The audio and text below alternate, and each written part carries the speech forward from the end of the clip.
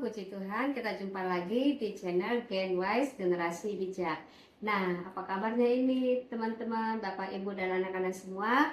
Puji Tuhan ya, kita bisa bertemu lagi tentunya karena anugerah Tuhan. Nah, kali ini kami akan memulai lagi pembahasan firman Tuhan yang pastinya akan memberkati kita. Tapi sebelumnya kita doa dulu ya. Terima kasih Tuhan atas hari ini kami boleh berkumpul untuk mendengar firman Tuhan. Berdoa supaya firman Tuhan ini diberitakan, membuat para pemirsa melihat pengubah Kristus, kasih Tuhan Yesus kepada kami semua, sehingga kami menerima Tuhan Yesus sebagai Tuhan dan Juru Selamat kami. Kami sepakat berdoa, kami tolak patahkan setiap gangguan iblis yang mengganggu ibadah ini.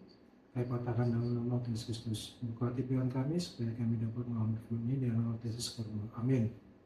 Amin. Terima kasih. Nah, Bapak Ibu anak-anak sekalian, pernah nggak berpikir kok hidup saya begini ya, padahal mungkin tetangga saya, saudara saya, atau sepupu saya kok ya kayak diberkati, atau bahkan kakak saya. Nah itu pernah nggak berpikir atau mengalami kok dia lebih ini ya, padahal saya sudah berbuat baik, atau pertanyaan-pertanyaan seperti itu pernah nggak berpikir? Nah puji Tuhan, ternyata Tuhan juga sudah tahu bahwa itu hal yang mungkin dialami setiap manusia. Nah, kali ini kami akan membahas jawaban dari pertanyaan itu. Gimana Pak penjawabannya? Iya, kita coba membaca dari kisah anak yang hilang ya. Coba kalau kita baca di Lukas 15, ya berikut tentang anak yang hilang. Nah, itu kan ayat itu dari ayat 11 sampai ayat 32 gitu ya. Nah, memang kalau kita bicara tentang berikut anak yang hilang, biasanya kita selalu bahas tentang si bungsu yang terima harta dari orang tuanya lalu pergi menghabiskan foya-foya lalu pulang gitu ya ke orang tuanya. Bapaknya menyambut dia lalu diterima lagi sebagai anaknya, diberikan baju baru, sepatu, dan ada pesta ya. Nah, tapi kita nggak bahas yang itu karena kalau kita baca perikop anak hilang ini sebenarnya ada dua tipe anak hilang sebenarnya. Pertama, anak yang tadi yang terima harta orang tuanya pergi lalu memfoya-foyakan hartanya. Tapi ada kedua, anak yang tinggal di rumah orang tuanya gitu ya. Tapi nggak tahu apa yang menjadi haknya gitu, berkat apa yang bapaknya sudah berikan kepada dia gitu ya. Sehingga ayat hafalan adik-adik dan juga bagi orang tua yang lagi menemani adik-adik mendengar film ini, hafalan ayat kita adalah di Lukas 15 ayat 31. Mungkin mau bisa baca. Oke. Lukas 15 ayat 31, kata ayahnya kepadanya, "Anakku, engkau selalu bersama-sama dengan aku, dan segala kepunyaanku adalah kepunyaanmu." Ya, jadi di sini bapaknya menjelaskan sebenarnya kamu udah bersama aku, sebenarnya punya aku ada punyamu gitu ya. Dan yang menariknya si saudara ini tidak mengetahui cara pandang bapaknya. Bapaknya senang karena anaknya satu udah pulang gitu ya. Dia bilang seharusnya kita gembira dong karena adikmu udah pulang gitu ya. Tapi yang ininya malah bersungut-sungut, kok saudaranya baru foya-foya pulang langsung ada pesta, kok saya di sini nggak pernah ada pesta. Jadi merasa kok dia nggak diperhatikan bapaknya. Itu siapa bapaknya, apa yang aku punya yang kamu punya gitu loh. Nah, jadi tujuan dari firman Tuhan ini adalah supaya kita adik-adik orang tua memahami kasih Tuhan terhadap kita ya, bahwa Tuhan sebenarnya mengasihi kita gitu ya. Nah, seperti kita berkeluarga, bapak ibu kan yang punya anak-anak kan pasti nggak mungkin dong kalau ngomong anaknya anak ini sesuatu makan kan tinggal ambil aja, kan ini kan rumah orang tuanya gitu. Jadi anak-anak bisa mengambil makanan di rumah gitu. Atau kalau bapak ibu punya kendaraan, ada motor atau mobil, tentunya pasti akan dibilang ke anaknya, nanti papa atau mama akan antar kamu ke sekolah pakai motor atau pakai mobil, sehingga anaknya bisa bicara kepada bapak ibu, nanti pak, ma, antar saya ke sekolah ya, karena anaknya tahu bahwa bapak ibu punya motor atau punya mobil gitu ya. Jadi anaknya meminta sesuatu ke bapaknya yang ada yang tahu bapaknya punya atau mamanya punya, sehingga bapaknya atau mamanya orang tuanya dengan senang hati memberikan atau kalau dalam konteks ini mengantarkan anak ke sekolah gitu. Jadi anak-anak juga, adik-adik juga akan melihat apa orang tuanya punya, apa yang dibicarakan orang tuanya, bagaimana perilaku terhadap dia. Dari situ dia punya keberanian untuk minta kepada orang tuanya gitu. Kalau orang tuanya yakin kan, adik tahu bapak ibu kan orang tua baik ya, pasti dengan keberanian minta kan, pak antar saya dong ke sini, atau apa antar saya ke sini, atau apa ma beli saya sini dong. Karena tahu pasti bapak mamanya pasti baik hati dan memberikan apa yang diminta sesuai dengan orang tua gitu ya. Makanya dalam konteks ini memang kita perlu sekali mengenal Tuhan kita ya, melalui firman-Nya, berdoa supaya kita membangun hubungan yang baik terhadap Allah kita gitu ya, sehingga kita tahu apa yang Tuhan miliki, apa yang Tuhan sediakan bagi kita gitu, sehingga kita nggak seperti tadi anak yang ngeluh gitu ya, kok anaknya sudah saya pulang kok nggak pesta. Bapaknya bilang, apa yang kau punya, artinya apa ya, kalau apa yang kamu punya ya ambil saja, kalau mau pesta berkali-kali silakan. Nah itu yang menarik ya, adiknya pulang pesta 1 kali, tapi saudara ini harusnya bisa pesta berkali-kali dong gitu ya. Kenapa? Karena kan harta orang tuanya ada gitu ya, dia bisa pesta, tapi kan dia tidak tahu, tidak kenal bapaknya secara benar, sehingga dia kalau ada pesta untuk saudaranya dia marah, cemburu, agak apa, nggak senang gitu ya. Makanya kita juga nggak perlu cemburu kepada orang lain. Kok orang lain Tuhan berkati saya tidak. Pertanyaan adalah, apakah adik-adik, apakah bapak ibu tahu apa yang menjadi hak berkat yang bapak ibu adik-adik punya dalam Kristus gitu ya. Kenapa? Karena Tuhan bilang gitu ya dalam Matius 7 ayat 7-8. Matius 7 ayat 7-8. Mintalah maka akan diberikan kepadamu. Carilah maka kamu akan mendapat. Ketoklah maka pintu akan dibukakan bagimu. Karena setiap orang yang meminta menerima, dan setiap orang yang mencari mendapat, dan setiap orang yang mengetok baginya pintu dibukakan. Nah, tadi ayat firman Tuhan katakan, mintalah maka akan diberikan kepadamu, carilah maka kamu akan mendapat, ketoklah maka pintu akan dibuka bagimu.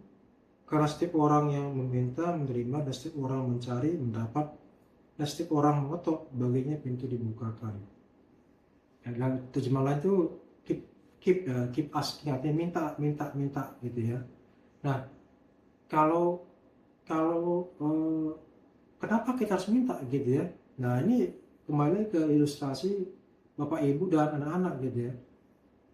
Kan bapak ibu punya mobil atau punya motor, bapak ibu tahu misalkan anak-anak mau ke sekolah, tapi kan perlu ditanya, misalkan anak bapak ibu namanya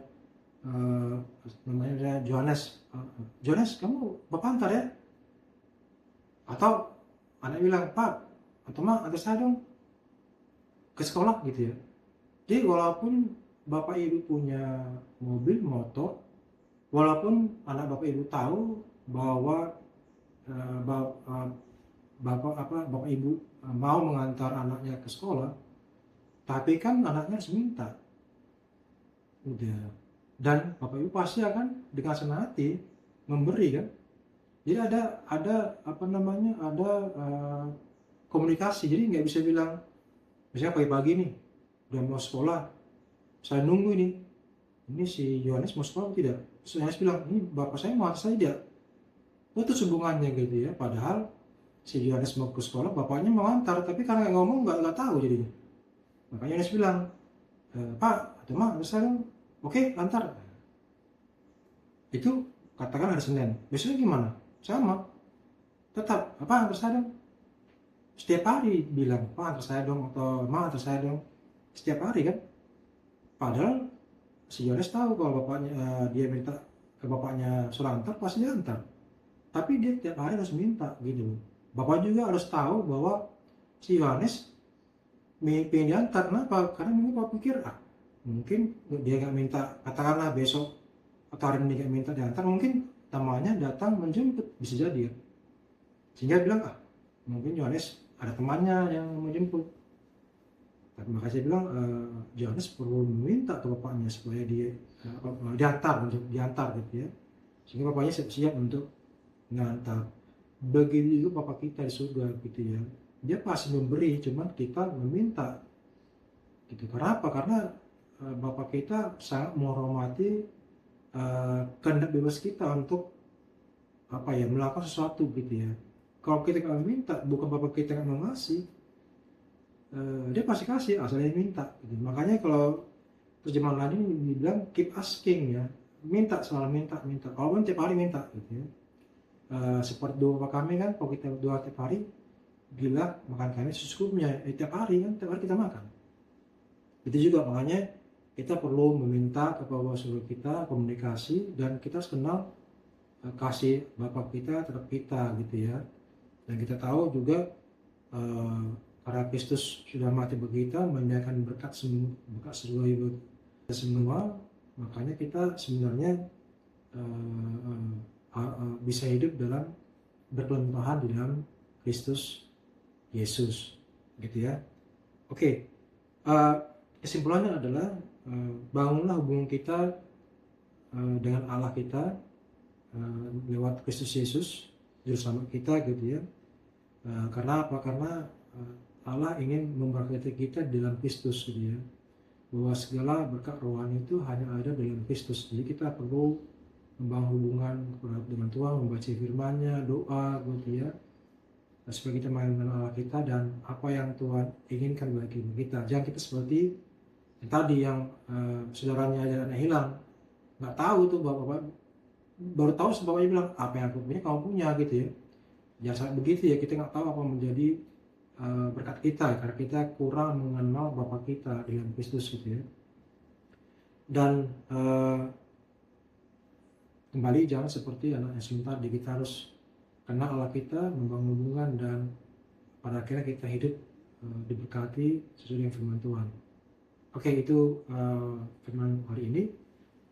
Saya berdoa supaya firman ini memberi kekuatan berkat bagi Bapak Ibu, adik-adik yang mendengar, dan semakin ingin mengenal Kristus, Tuhan Yesus Selamat, dan ingin menjadi semakin seperti Kristus.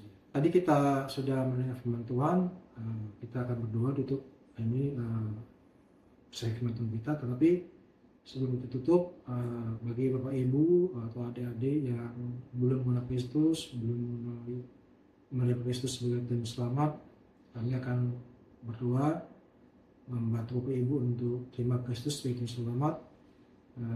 Kami minta Bapak Ibu adik-adik bisa mengulang doa kami gitu ya. Kita berdoa ya. Terima kasih Tuhan atas berkat Tuhan, kasih Tuhan untuk kami. Kami orang berdosa, saya orang berdosa, Bapak Ibu ulangi, adik ulangi, saya orang berdosa. Saya minta ampun atas dosa saya dan Om Kristus. Saya terima Kristus sebagai Tuhan dan Juru Selamat. Adik-adik, Bapak Ibu, yakinlah setelah Bapak Ibu berdosa tadi, Bapak Ibu setelah terima Kristus sebagai Tuhan dan Juru Selamat, lahir baru, dan menerima semua berkat surgawi yang ada di surga. Nah, kami berdoa supaya firman ini menguatkan Bapak Ibu dan semakin ingin mengenal Kristus sebagai Tuhan Selamat dan hidup sesuai kehendaknya. Tak terasa kita sudah di penghujung acara ini. Tentu masih banyak lagi firman Tuhan yang bisa menguatkan kita. Oleh karena itu, jangan lupa like and subscribe channel ini supaya Bapak Ibu, anak-anak, adik-adik semua tidak ketinggalan untuk mendengar pembahasan firman Tuhan. Sampai ketemu di video kami selanjutnya. Tuhan Yesus memberkati. Shalom.